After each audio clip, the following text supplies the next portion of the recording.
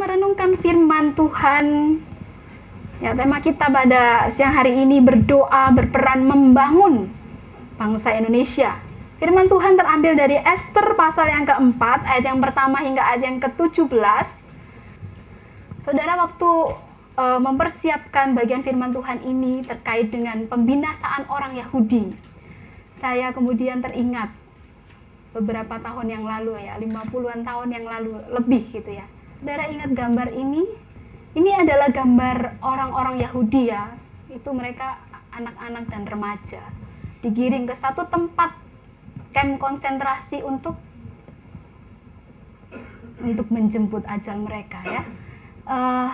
Kira-kira setelah Perang Dunia Pertama, Jerman mengalami kekalahan yang luar biasa dan ekonomi mereka ambruk.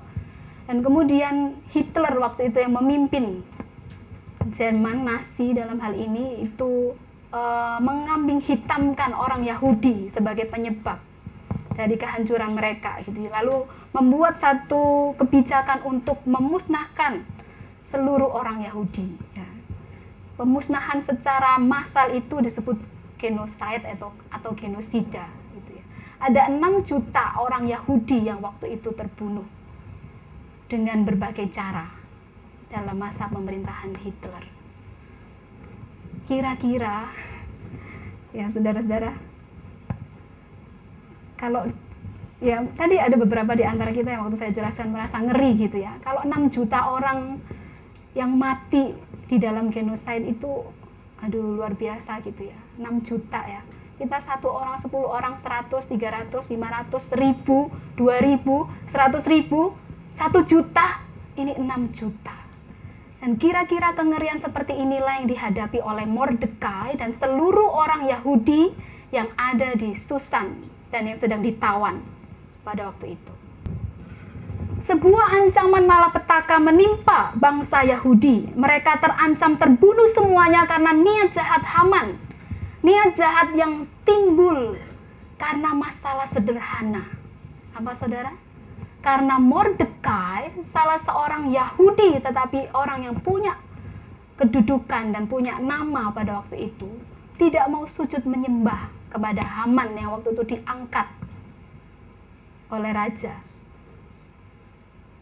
dan tidak mau memberikan penghormatan. Dan sebanyak 10.000 talenta, 1 talenta itu 34 kilo, jadi kalau 10.000 talenta ada 340.000 kilo perak yang akan ditimbang sebagai hadiah kepada raja atas pembinasaan orang Yahudi. Saudara bisa lihat di pasal yang ketiga, ayat yang kelima hingga ayat yang ke-10, saya cantumkan di sini beberapa. Jadi ketika Haman melihat bahwa Mordekai itu tidak berlutut dan sujud kepadanya, maka sangat panaslah hati Haman. Saudara pernah mengalami ini? Gemes gregetan gitu ya. Haman, satu-satunya orang yang tidak mau sujud menyembah Haman adalah Mordekai. Dan Haman merasa dirinya terlalu hina untuk hanya membunuh seorang Mordekai. Dan dia kemudian berikhtiar membunuh seluruh orang Yahudi yang ada di penjajahan waktu itu Media Persia. Dan kemudian Haman mengatakan kepada Raja Ahasweros, dan Raja Ahasweros menyetujuinya. Celaka gitu ya, dikasih cincin meterai lagi.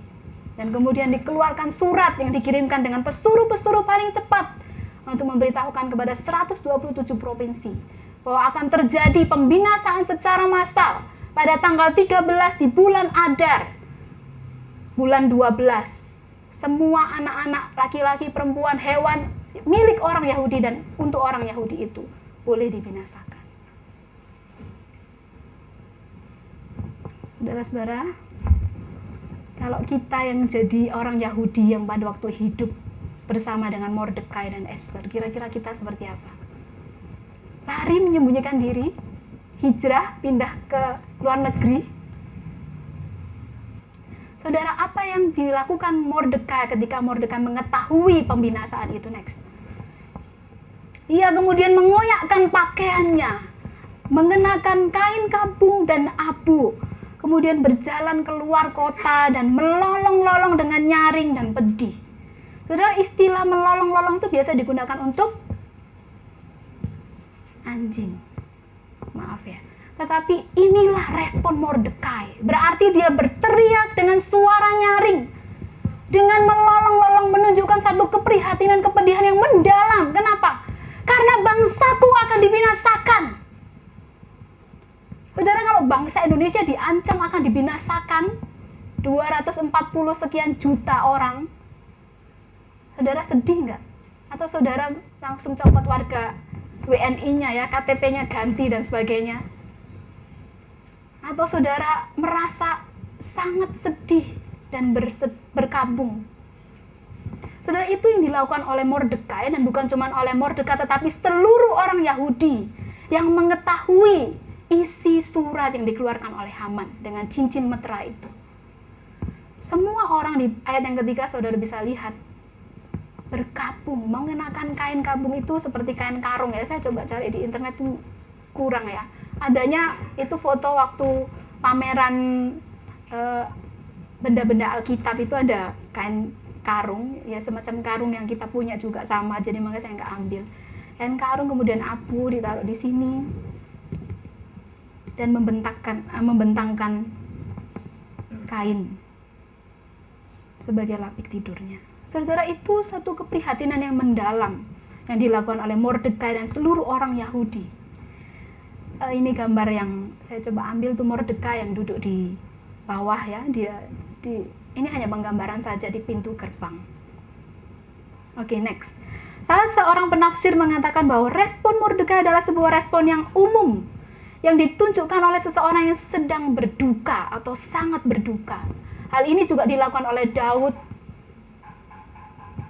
ketika dia berkabung atas kematian Saul dan Yonatan, oleh Tamar ketika ia ditinggalkan begitu saja setelah ia diperkosa oleh Amnon kakaknya, dan juga merupakan sebuah penyesalan yang mendalam yang dilakukan oleh bangsa Niniwe ketika mendengar penghukuman Allah atas mereka yang dinubuatkan oleh Nabi Yunus, dan kemudian oleh bangsa Israel pada zaman Nehemia.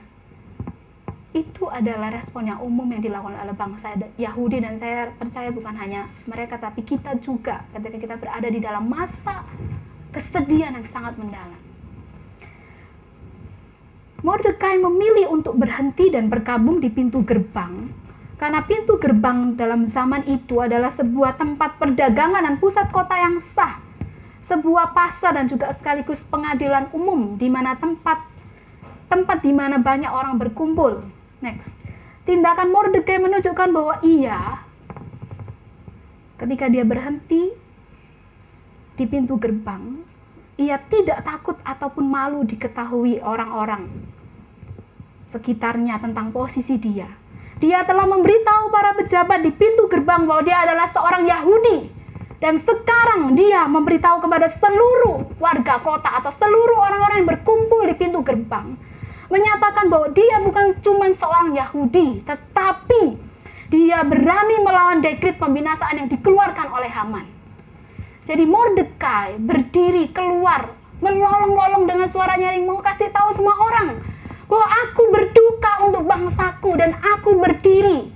Seperti kita waktu pemilu kemarin ya, vote I stand here gitu ya. Saya berdiri untuk membela bangsa Yahudi. Dan saudara, kalau saudara terancam dan kemudian saudara berani menampilkan diri sebagai sebuah pembelaan, kira-kira ancamannya double nggak? Kalau saudara seorang diri dan semua orang itu udah siap-siap untuk membunuh saudara, nggak keder. Saya pikir keder juga ya. Tetapi jiwa, semangat, patriotisme, dan nasionalisme itu dimiliki oleh Mordekai, dan itu mengalahkan ketakutannya. Mungkin tidak banyak orang yang tahu siapa Mordekai sebelumnya. Bahkan Esther. Saudara-saudara, seandainya kita jadi Mordekai, beranikah kita melakukan hal itu? Udah jelas-jelas ada ancaman pembunuhan, berani menyatakan dirinya kayak nantang gitu ya. Aku berani mati untuk bangsaku. Kira-kira seperti itu ya. Menurut penafsir, tindakan Mordekai tersebut juga bermaksud untuk mendapatkan perhatian Esther. Kenapa?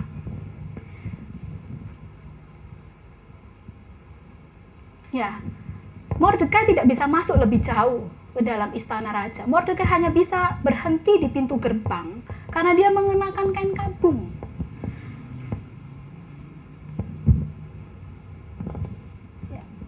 Esther waktu itu berada di harem. Bacanya harem atau harem ya. Tempat tinggal para istri dan selir raja. Jadi kemungkinan Esther itu tidak tahu apa yang sedang terjadi ya, seperti terisolasi. Ketidaktahuan Esther ini didukung ketika ia mengirimkan pakaian kepada Mordekai. Karena sangat berbahaya bagi seseorang yang berpakaian kain kabung di pintu gerbang. Karena ketika hal itu dilihat raja, maka ia akan dihukum mati. Tradisi waktu itu menyatakan bahwa raja tidak boleh melihat dan mendengar hal-hal yang kurang baik di pintu gerbang, termasuk perkabungan ya. No sackcloth must come with it, their kids ya. Nggak boleh ada kain kabung di pintu gerbang itu. Ada seorang munafik juga bilang, raja itu seperti tinggal di sebuah surga buatan atau para paradise gitu ya. Jadi firdaus buatan. Jadi semua kenyamanan, sukacita, kesenangan itu ada sehingga ia tidak boleh mendengar hal-hal yang nggak baik, hal-hal yang nggak menyenangkan. Jadi yang ada di sana yang buruk-buruk itu dijauhkan dari raja. Bahkan dia tidak boleh melihat orang berkabung sampai se ekstrim itu ya. Dan kalau dia lihat ketika dia keluar dari pintu gerbang lihat orang berkabung itu, orang itu akan mati. Ya. Saudara, pakaian yang diberikan oleh Esther kemudian ditolak oleh Mordekai. Dan singkat cerita, pada akhirnya Mordekai memberitahu Esther apa yang sedang terjadi kepada bangsa Yahudi, yakni pembinasaan. Bahkan dia juga kasih tahu berapa harga dari pembinasaan tersebut. Saudara bisa perhatikan di ayat 6-8. Next. Dan yang perlu kita perhatikan adalah di ayat yang ke-8 terakhir. Permintaan Mordekai kepada Esther. Yang meminta Esther supaya ia pergi menghadap raja. Memohon karunia-Nya atau belas kasihan raja untuk membela bangsanya di hadapan baginda. Saudara, ini permintaannya bukan hanya sebuah permintaan biasa. Kita lihat respon Esther berikutnya. Esther menyampaikan kondisi yang ada sekaligus juga merupakan hambatan, yakni aturan kerajaan bahwa seseorang yang menghadap tanpa dipanggil itu akan dihukum mati kecuali raja berkenan mengulurkan tongkat emas, maka orang itu akan hidup. Dan selama 30 hari atau 1 bulan terakhir Esther tidak dipanggil menghadap raja. Jadi kira-kira permintaan Mordekai ini permintaan yang sulit atau gampang? Permintaan yang sulit ya. Dan taruhannya apa? Nyawa. Ya saudara, saya belum pernah menghadapi satu ancaman ya seperti yang dihadapi oleh saudara-saudara kita, penderitaan karena iman. Ketika sebilah pedang itu ada di sini dan kemudian ditantang hidup atau mati. Kalau engkau mau hidup, sangkal Kristus. Tetapi kalau engkau tidak mau menyangkal, engkau akan mati. Dan itu terjadi di Indonesia. Kesaksian seorang anak SMP di Ambon tahun 2000 itu cukup mengagetkan dan menguatkan saya. Waktu itu sebilah pedang diletakkan di tangan salah satu tangannya dan kemudian ya, jadi kalau teman-teman mungkin pernah ingat ya, mereka ada camp SMP di puncak gunung, lalu camp itu belum selesai digerebek oleh beberapa orang tertentu dan disuruh bubar dan anak-anak itu diancam imannya. Dan salah seorang anak SMP itu di Ambon ya, kemudian ditantang, pilih hidup atau mati. Dan dia berkata, orang jahat itu berkata, kalau engkau mau hidup, sangkal Tuhanmu.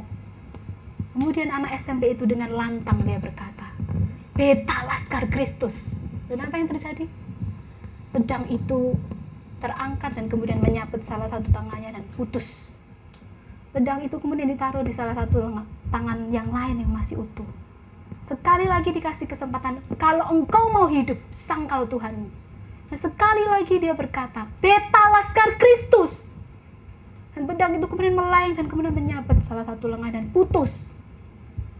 Dan satu kali kesempatan diberikan kepada anak SMP itu. Sekali lagi kalau engkau mau hidup, sangkal Tuhanmu. Dan sekali ini pun dia tidak menyangkal Tuhan. Dia berkata, beta laskar Kristus. Saudara tahu apa akhirnya? Pedang itu menusuk perutnya, membuat semua isi perutnya itu keluar, dan kemudian dia mati dan mayatnya dimasukkan di dalam got.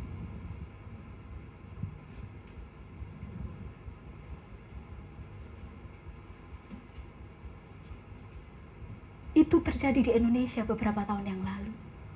Dan mungkin akan terus terjadi dan kita tidak tahu itu kapan. Dan itu terjadi saat ini di Irak dan Syria. Ada banyak kepala-kepala melayang bergelimbangan di jalan-jalan sebagai pembuktian bahwa saya pengikut Kristus sejati. Dan saya tidak menyayangkan nyawanya untuk saya mengikut Kristus. Dan saat itu Esther pun dituntut oleh Mordekai untuk mempertaruhkan nyawanya menghadap baginda raja, memohon keselamatan atas bangsa Yahudi. Saudara, ketika Esther menyampaikan kondisi ini, coba bayangkan kira-kira responnya Mordekai seperti apa. Mordekai bilang, ya udah, nggak apa-apa, saya mengasihimu, saya nggak mau kamu mati. Apakah seperti itu? Saya cukup kaget dengan respon Mordekai. Next. Mordekai mengatakan 3 pernyataan. Yang pertama, jangan kira karena engkau di dalam istana raja, hanya engkau yang akan terluput dari semua orang Yahudi. Yang kedua, sebab sekalipun engkau pada saat ini berdiam diri saja, bagi orang Yahudi akan timbul pertolongan dan kelepasan dari pihak lain, dan engkau dan kaum keluargamu akan binasa.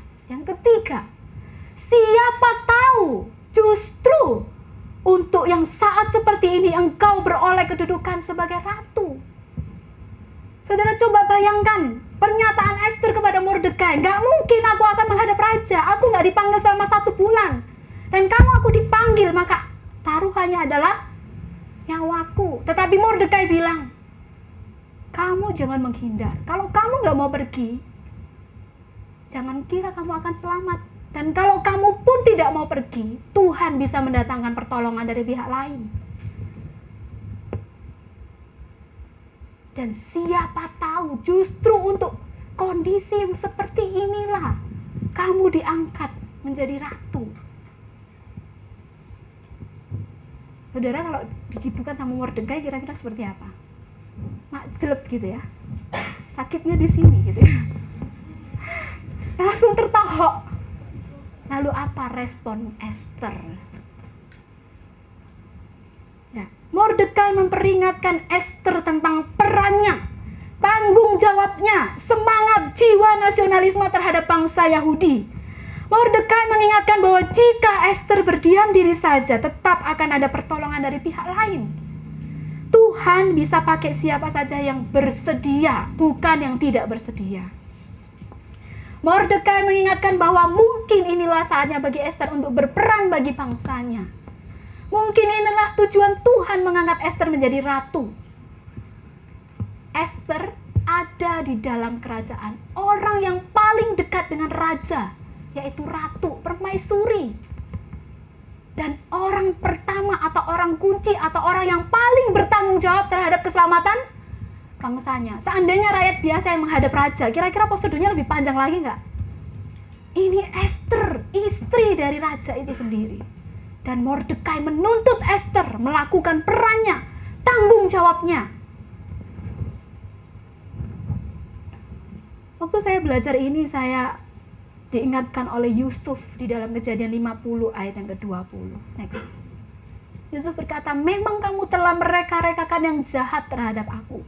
Tetapi Allah telah mereka-rekakannya untuk kebaikan dengan maksud melakukan seperti yang terjadi sekarang ini, yakni memelihara hidup suatu bangsa yang besar.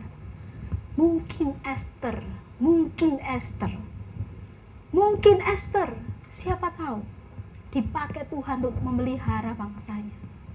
Who knows dalam bahasa Inggrisnya. Who knows, kata Mordekai. Next. Setelah Esther mendengar respon Mordekai itu, mungkin saya bayangkan jiwa nasionalismenya tumbuh. Tanggung jawabnya kembali, keberaniannya timbul penuh. Dan dia berkata 3 hal. Pergilah, kumpulkanlah semua orang Yahudi yang terdapat di Susan, dan berpuasalah untuk aku. Jangan makan, jangan minum selama 3 hari, baik waktu malam, baik waktu siang. Aku dan dayang-dayangku pun akan berpuasa sampai aku masuk menghadap raja. Dan kalimat terakhir, sungguh pun berlawanan dengan undang-undang.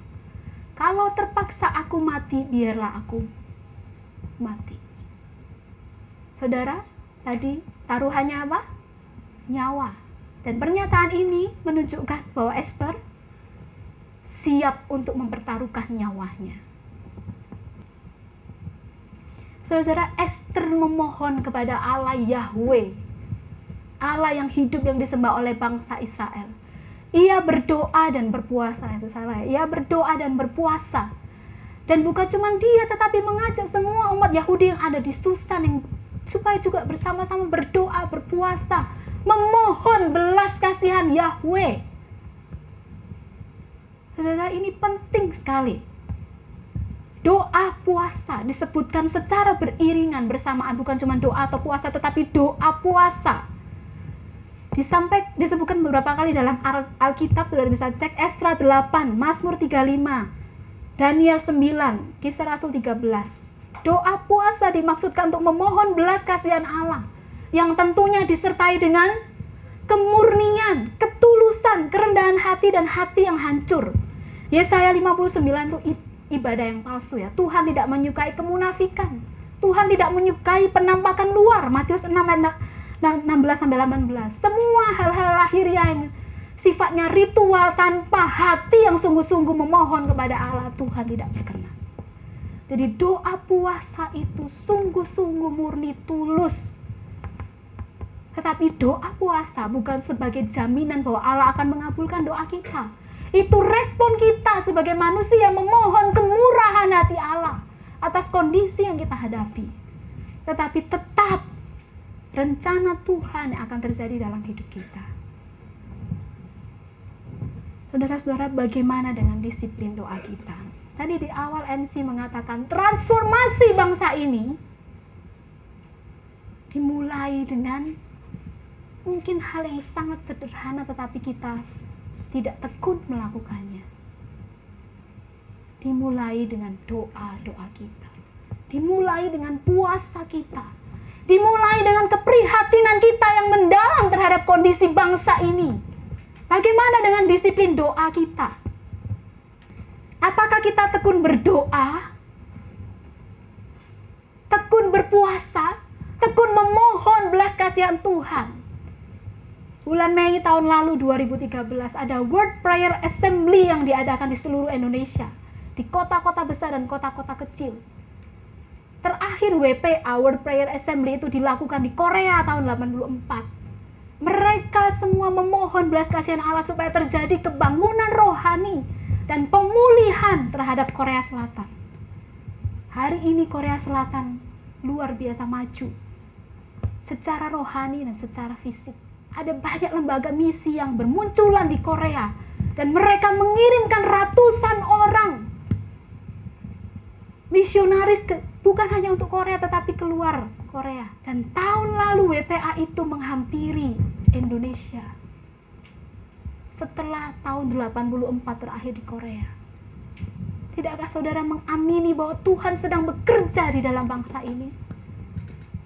Ada begitu banyak kelompok-kelompok doa yang sudah mulai bermunculan di Indonesia ini, dari semua golongan interdenominasi, berdoa memohon belas kasihan Tuhan atas bangsa ini.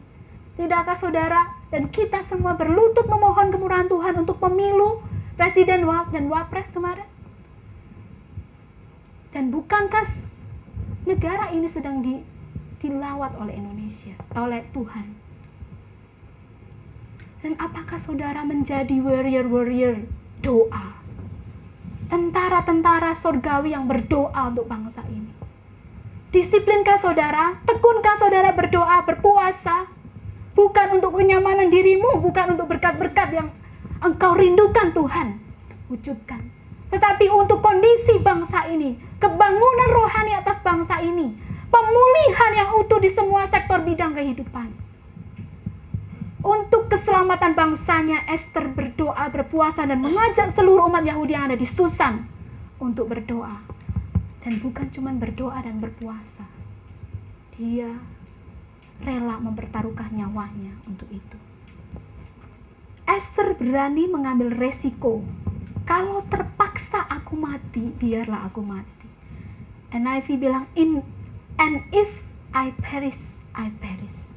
Perish itu binasa, mati. Ya.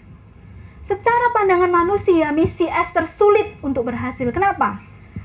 Karena pemerintahan dan hukum undang-undang menentang dia. Karena para pejabat yang pro Haman menentang dia. Karena gendernya perempuan. Ini satu masalah serius ya. Menentang dia, bahkan kondisi fisiknya setelah berpuasa juga kurang mendukung dia untuk menghadap raja. Tetapi Esther berani dan dia tidak takut. Kenapa? Karena Tuhan Yahweh itu ada di pihak Esther. Tuhan Yahweh memainkan peran ilahinya atas bangsa Yahudi. Dan Tuhan Yahweh itu mau memakai Esther untuk penggenapan rencananya memelihara keselamatan bangsa Yahudi. Esther tahu bahwa ada Yahweh yang berdaulat atas segala sesuatu. Bahwa ada Yahweh yang memiliki providensia, pemeliharaan yang mutlak dan total kepada bangsa Yahudi. Esther bisa sampai berani mengambil resiko dan ia sadar akan perannya karena Mordekai. Siapa Mordekai? Dia adalah pamannya yang memelihara Esther sejak kecil karena ditinggal oleh ayah dan ibunya. Mordekai lah yang peka terhadap kondisi yang terjadi atas bangsa Yahudi. Dan Mordekai juga yang meminta Esther untuk bertindak sesuai dengan perannya. Karena Mordekai seorang yang peka dan peduli terhadap bangsanya. Saudara, kepekaan dan kepedulian itu menular ya, dari orang yang tepat kepada orang yang tepat juga. Keprihatinan kita itu menular dari dirimu kepada orang-orang di sekitarmu, kepada adik-adik KTB-mu, kepada teman-teman sekolahmu, kepada teman-teman kampusmu, kepada teman-teman kerjamu. Kepekaan dan kepedulian yang sangat mendalam, doa dan puasa itu menular kepada orang-orang yang lain. Saudara, waktu saya belajar ini ya, mempersiapkan bagian ini dan saya mengingat Esther bilang, kalau aku mati, kalau terpaksa, atau kalau aku mati, biarlah aku mati. Saya ingat seorang tokoh perempuan di Surabaya. Saudara, ini kata-kata dan saya percaya sudah dapat gambarnya di BBM dan WA. Saya sudah pamit pada keluarga untuk menutup Gang Doli hari ini. Kalau saya mati, ikhlaskan saya. Saudara, ngeri nggak dengar ini? Berani saudara bertindak seperti Bu Risma, mempertaruhkan segalanya untuk kemajuan Surabaya? Saya kembali ke Surabaya 2010 setelah saya studi dan saya melihat perkembangan yang luar biasa di Surabaya. 4 tahun saya tinggal di sini, ada perkembangan-perkembangan yang luar biasa, tata kota yang baik, taman-taman kota dan sebagainya. Kemajuan terjadi di Surabaya dan itu karena orang ini, saudara. Dan orang ini punya dedikasi yang total untuk Surabaya. Hari ini saya akan pergi menutup Gang Doli dan saya percaya saudara-saudara tahu mengikuti beritanya berapa banyak masyarakat yang demo dan itu membahayakan nyawanya dan dia tahu resiko itu dan dia bilang kalau saya mati ikhlaskan saya. Berani saudara berkata seperti itu? Berani saudara berdiri seperti Tri Risma membela Surabaya? Kota ini 10 November direbut oleh pejuang-pejuang Surabaya, mempertahankan kemerdekaan Surabaya. Hari jadi kota pahlawan. Ada berapa banyak darah bercucuran. Tapi itu dulu, hari ini kita butuh perjuangan yang sama yang juga dibuktikan oleh Risma. Dan hari ini apakah saudara juga berteriak hal yang sama? Demi iman saya kepada Kristus, saya berani mati. Dan saya ingat satu lagi orang ini. Saya baca Tahun lalu waktu saya ikut KNM, Camp Nasional Mahasiswa di Ancol, Jakarta, ada hadir Bapak Ahok ya, memberikan kesaksiannya. Dan setelah itu saya curious gitu ya, saya penasaran, saya cari tahu di internet dan saya baca profilnya. Dalam persiapan ini saya cari profilnya dan saya buka file saya tahun lalu. Dan salah satu sumber Kompas mengatakan di salah satu liputan beritanya, ini adalah jihad ala Ahok. Anak saya masih kecil, umur 7 tahun. Saya siap kalau memang harus meninggalkan dunia ini lebih cepat. Ya sudah. Lalu bagaimana kalau anakku dibunuh, diculik, istriku dibunuh, diculik? Kalau memang Tuhan izinkan, silahkan. Saudara, ini pemimpin kita, kandidat gubernur DKI. Tahun lalu dia ngomong ini, saudara. Dan di mata Najwa dan beberapa liputan televisi dan acara jumpa pers, jihad ala Ahok ini terus dikumandangkan. Saya berani mati demi konstitusi. Siapa dia? Anak Tuhan. Saya siap mati. Bukan cuma saya, tetapi keluarga saya. Esther berkata, kalau aku mati, biarlah aku mati. Risma berkata, kalau saya mati di Gang Doli, ikhlaskan saya. Ahok berkata, kalau saya harus mati demi konstitusi, saya siap dan rela.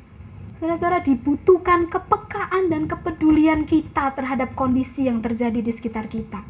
Dibutuhkan hati yang dipenuhi dan dibakar oleh kasih.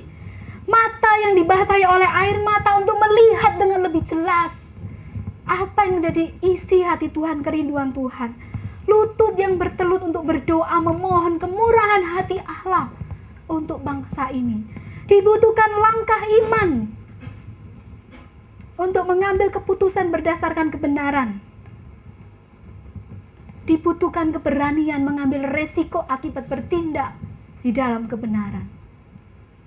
Dan kita perlu menyadari bahwa Tuhan bisa memakai siapa saja untuk menggenapkan rencananya.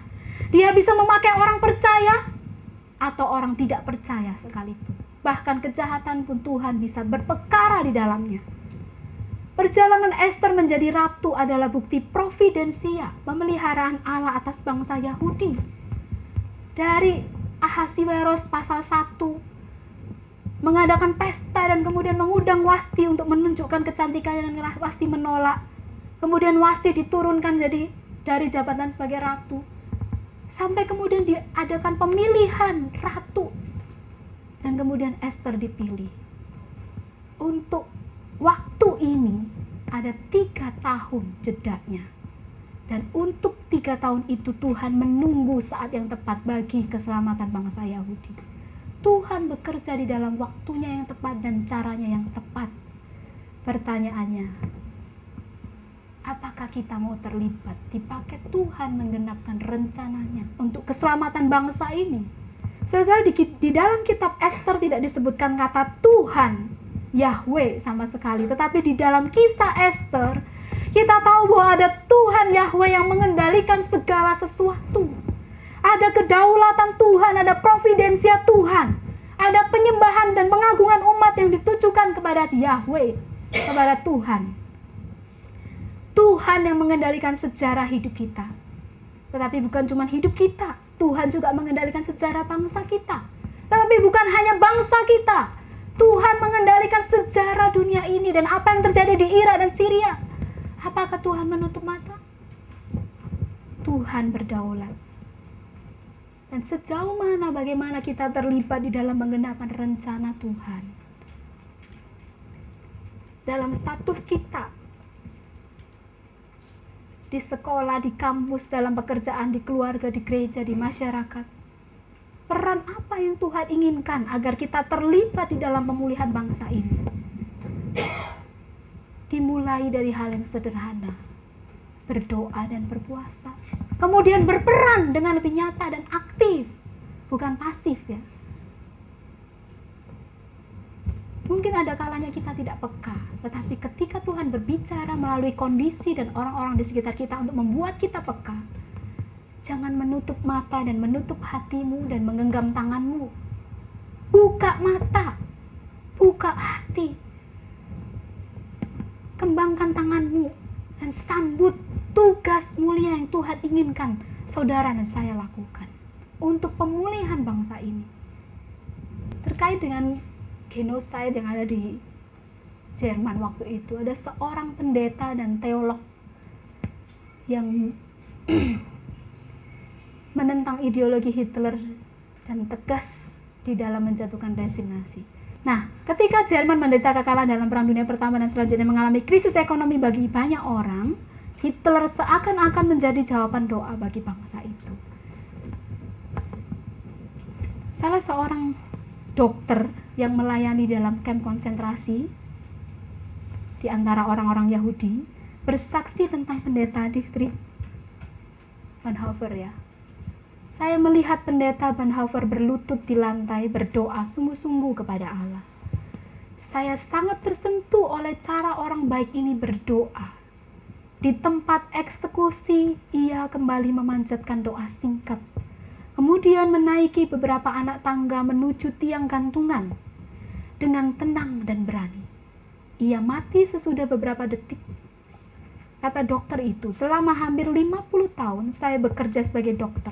Saya hampir tidak pernah menyaksikan seseorang mati begitu rupa dalam menundukkan diri sepenuhnya pada kehendak Allah. Dietrich Bonhoeffer seorang Yahudi dan dia mati untuk itu. Saudara bisa membaca kesaksiannya di buku-buku dan di internet ya. Dia pun tidak luput dari genosida, pembinasaan orang Yahudi yang dilakukan oleh Hitler. Dan dia mati dengan terhormat dalam penundukan sepenuhnya kepada kehendak Allah. Dia tidak meminta tiang gantungan itu berlalu dari dia, tapi dia menghadapinya dengan tenang dan berani dan menyadari bahwa Allah berdaulat. Seandainya Esther mati, tidak apa-apa bukan? Karena Allah tetap akan mengerjakan rencananya yang mulia. Apakah nasionalisme kita buta, brutal, sembrono, atau sesuai dengan kehendak Allah? Dulu ada banyak pahlawan Kristen Indonesia yang mati untuk perjuangan bangsa ini. Lagu Indonesia Raya yang kita nyanyikan tadi digubah oleh seorang Kristen, W.R. Supratman. Saya cek beberapa pahlawan Kristen, ada beberapa ya di internet, muncul semua. Lalu orang-orang Kristen berpengaruh di Indonesia muncul semua. Saudara bisa lanjutkan pencarian saya ya. Ini Laksamana Muda Udara Agustinus Adi Sucipto ya. Ada Bandara Adi Sucipto.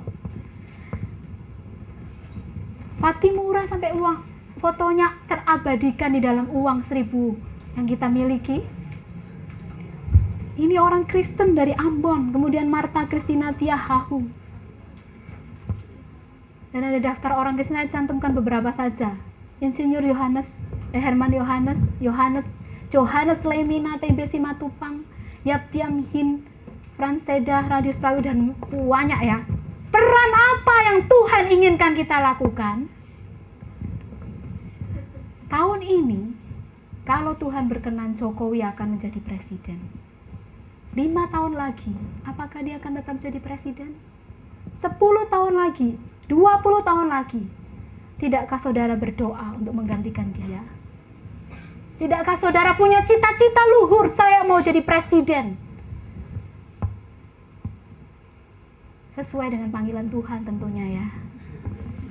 Apakah ketika saudara sekarang berprofesi sebagai guru, saudara menjadi guru teladan, bisnismen teladan, dan profesi-profesi yang lain? Saudara menjadi pelajar yang berprestasi, menjadi teladan, mahasiswa yang berprestasi, menjadi teladan. Saudara tahu bahwa saudara adalah kader, calon-calon pemimpin bangsa. Bukan nanti, dimulai dari sekarang. Ketika engkau duduk di bangku sekolah, kuliah, di tempat kerja, bahkan sebagai hamba Tuhan yang setelah berkantas. Hidup kudus, berprestasi, melalui perkataanmu, melalui perbuatanmu. Kalau sekolah kamu masih nyontek, gimana kamu bisa memberitakan Injil? Gimana kamu bisa menjadi terang dan garam? Kalau nilaimu naik turun jungkir balik tiap semester. Gimana bisa mempermuliakan Tuhan lewat prestasi? Gimana bisa dapat beasiswa? Supaya mereka balik ke Indonesia, menduduki pemerintahan, politik, menjadi pemimpin-pemimpin bangsa. Dan itu tidak diambil oleh kader-kader Kristen. Saudara-saudara, apa yang Tuhan inginkan untuk kita lakukan? Mari kita menundukkan hati kita, menundukkan kepala kita di hadapan Tuhan.